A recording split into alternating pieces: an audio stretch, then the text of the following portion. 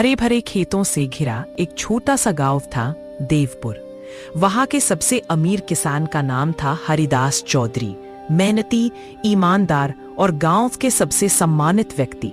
उनकी पत्नी शारदा देवी नर्म दिल और ममता से भरी हुई महिला थी और उनकी आंखों का तारा थी उनकी एकलौती बेटी रूपा। जब रूपा का जन्म हुआ था उस दिन जैसे पूरा आंगन फूलों की खुशबू से महक उठा था। हरिदास ने उस दिन गर्व से कहा, अरे शारदा, किसी की नजर न लगे हमारी गुड़िया को। मेरी बिटिया तो चांद का टुकड़ा है, टुकड़ा। जी, आप सही कहते हो। बिल्कुल परी जैसी दिखती है हमारी गुड़िया। देखते ही देखते सच में रूपा बड़ी होकर चांद जैसी ही सुंदर बन गई। गोरी, नाजुक, बड़ी बड़ी आंखें और मुस्कान ऐसी कि जैसे गुलाब पर ओस की बूंद ठहर गई हो। शारदा उसे गोद में लिए गुनगुनाती, मेरी गुड़िया रानी, मेरे खेतों की जान तू। मेरे खेतों की फसल से भी ज्यादा खुशी तो मुझे इसके चेहरे की हंसी देती है। रूपा को किसी चीज की कभी कमी नहीं रही। उसके लिए सबसे अच्छे कपड़े आते, सबसे बढ़िया मिठाइयां बनती और जो मांगती वो मिल जाता।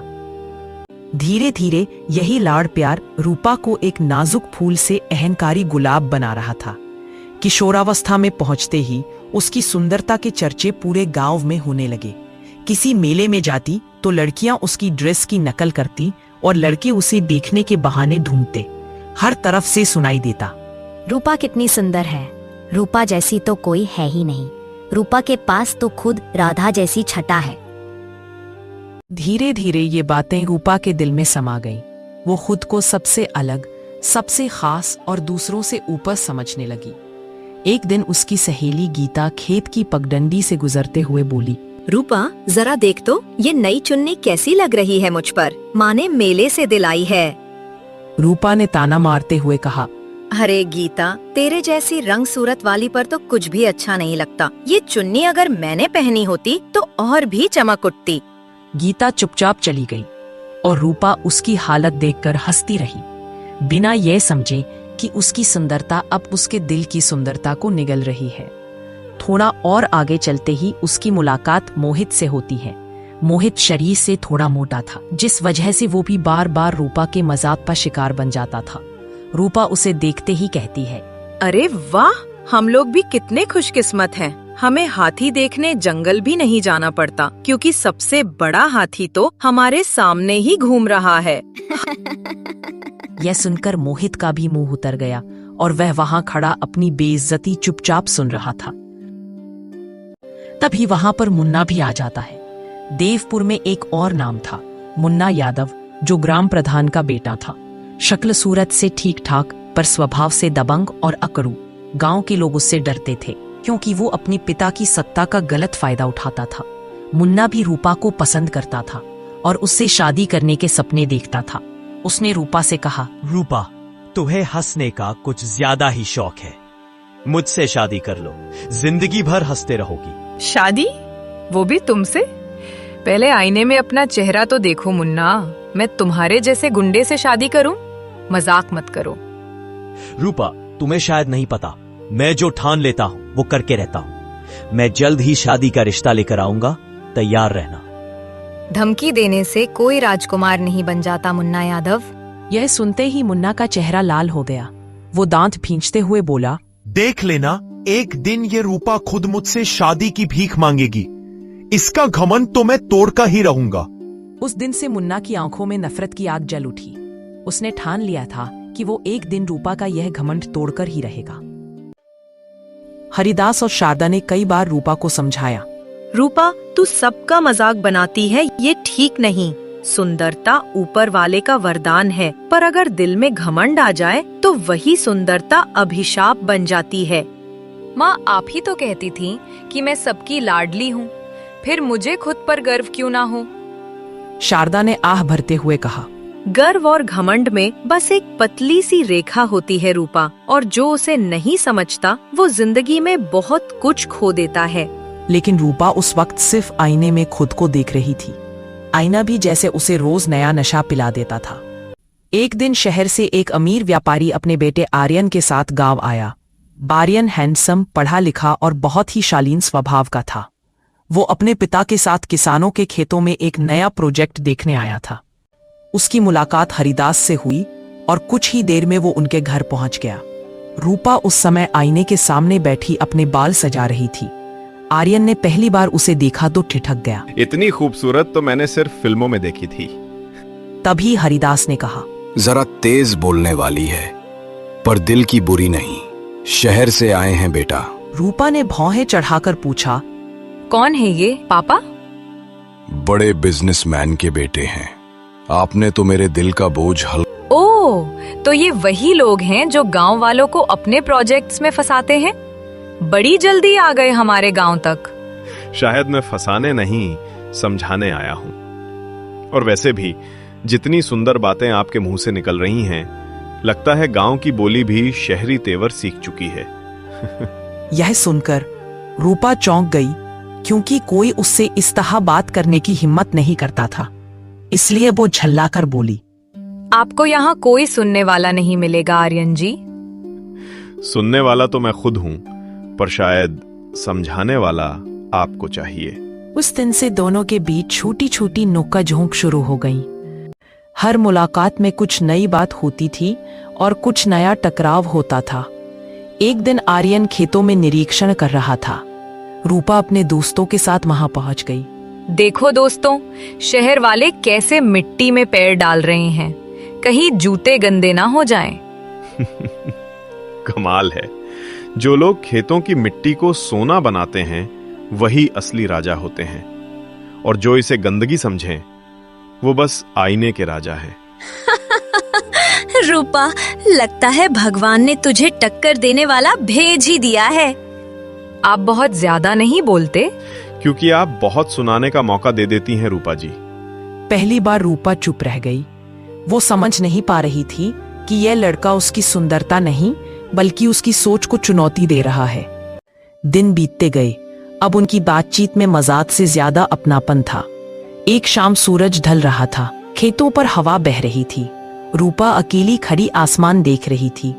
तभी पीछे से आवाज आई, अगर सुंदरता आसमान की होती तो हर तारा तुम्हारी बराबरी करता। आज तो तारीफ भी कर दी आपने। कभी कभी सच्चाई छुपाना मुश्किल हो जाता है रूपा।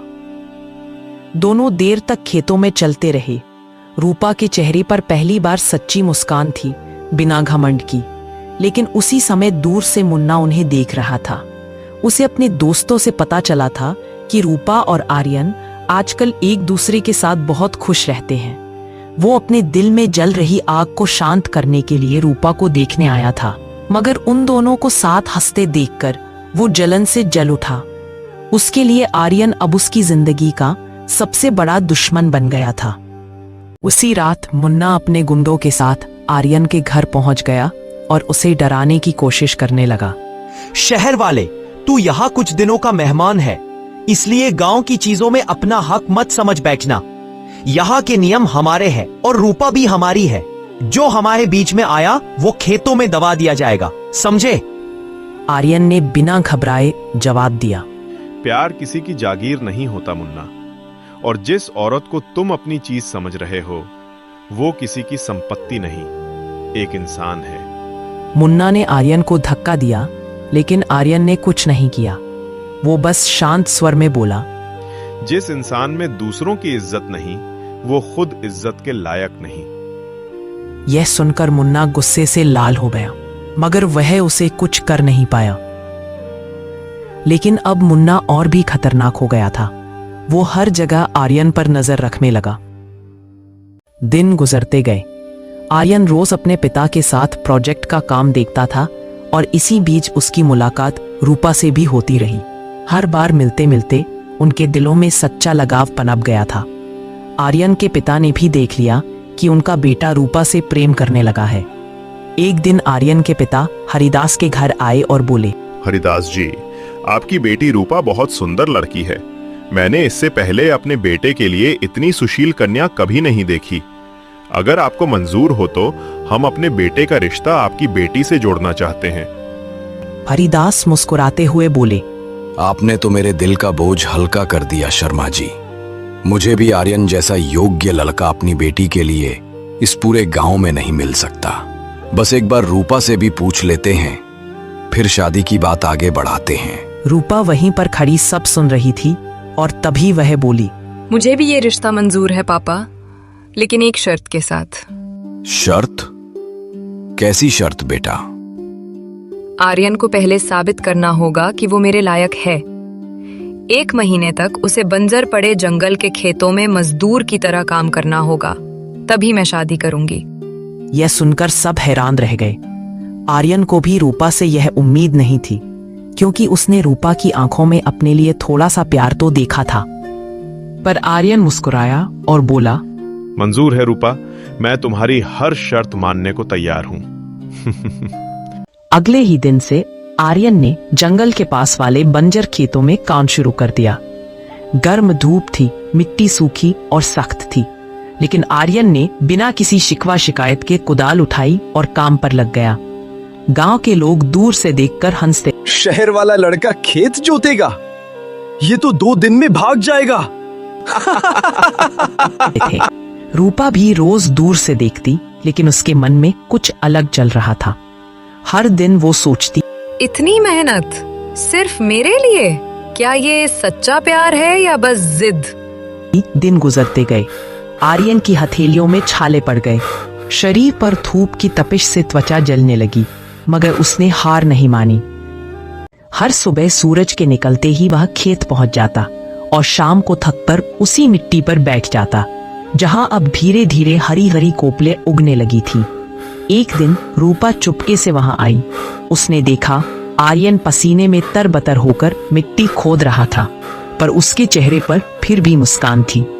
तुम ऐसा क्यों कर रहे हो? किसी को साबित करने के लिए खुद को तोड़ क्यों रहे हो? मैं किसी को नहीं, बस खुद को साबित कर रहा हूं। मैं ये दिखाना चाहता हूं कि प्यार सिर्फ बातों से नहीं, कर्म से साबित होता है। रूपा कुछ देर चुप रही, सिर उसकी आंखें भर आईं। उसने पहली बार अपने अहंकार को टूटते हुए महसूस किया। अब रूपा रोज आर्यन के खेत में पानी देने आने लगी। वो कभी फल लाती, कभी छांव में बैठकर उसके लिए रोटी बेलती। धीरे धीरे गांव के लोग भी उनके इस जोड़े को देखकर हैरान हो गए। वो रूपा जो कभी खुद को सबसे सुंदर और ऊंचा समझती थी, अब मिट्टी में खड़ी एक आम लड़की बन गई थी। एक शाम जब खेतों में गेहूं की बालियां लहरा रही थीं, रूपा ने कहा, आर्यन, तुम्हारी मेहनत ने इस बंजर जमीन को हरा कर दिया और मेरे दिल को भी। कभी कभी प्यार वही करता है जो बारिश नहीं कर पाती। वो हंस पड़े। उस पल में सब कुछ जैसे ठहर गया था। सिर्फ हवा थी, सुनहरी धूप थी और 2 सच्चे दिलों की धड़कनें। पर ये खुशी ज्यादा देर टिक नहीं पाई। मुन्ना की जलन अब पागलपन बन चुकी थी। वो चाहता था कि अगर रूपा उसकी नहीं हो सकती तो किसी की भी ना हो। एक रात उसने चुपके के जाकर आर्यन के खेत में आग लगा दी। पूरा खेत जलने लगा। थोड़ी ही देर में आग की लपटों को देख रूपा और सारे गांव वाले दौड़ पड़े। रूपा भी चिल्लाती हुई पहुंची, आर्यन, ये आग कैसे लग गई? तुम्हें कुछ हुआ तो नहीं? आग। वहां जाकर देखा तो आर्यन अकेला पानी से आग बुझा रहा था। आर्यन ने कुछ नहीं बोला और पानी के बाल्टियां उठाई और आग बुझाने लगा, पर आग बहुत भयंकर थी। वो आग बुझाने की कोशिश में बेहोश होकर गिर पड़ा। गांव वाले किसी तरह आग बुझाने में लगे रहे। जब सुबह हुई तो आर्यन जख्मी हालत में जागा, पर उसके चेहरे पर फिर भी मुस्कान थी। खेत तो फिर से बोए जा सकते हैं रूपा, बस तुम साथ रहो। रूपा फूट फूट कर रो पड़ी। वो आर्यन के पास बैठ गई और बोली, अब तुम्हें मुझे कुछ भी साबित करने की जरूरत नहीं आर्यन, तुमने सब कुछ साबित कर दिया। कुछ हफ्तों बाद जब खेतों में फिर से हरियाली लौट आई और अब आर्यन को भी 1 महीना पूरा होने में बस 1 दिन ही बाकी था, पर उसी शाम खबर आई कि आर्यन बिना कुछ कहे शहर लौट गया। यह सब सुनकर रूपा बेचैन हो उठी। माँ, क्या वो हार मान गया? आर्यन मुझे बिना बताए क्यों चला गया? नहीं बेटा, आर्यन हार मानने वाला लड़का नहीं है। मुझे यकीन है वो एक दिन जरूर आएगा। रूपा हर रोज आर्यन का इंतजार करती रहती और खेत में जाकर आर्यन के साथ बिताए पल याद करती रहती। कुछ महीनों बाद खबर आई कि आर्यन गांव में वापस आ गया है, मगर इस बार उसके हाथ में एक दस्तावेज भी था। आर्यन रूपा के घर आता है और बोलता है, ये खेत अब तुम्हारे नाम है रूपा। मैंने अपने पिताजी के बिजनेस की एक शाखा यहाँ खोल दी है ताकि गांव की औरतें आत्मनिर्भर बन सकें। आर्यन को देख रूपा की आंखें भर आईं।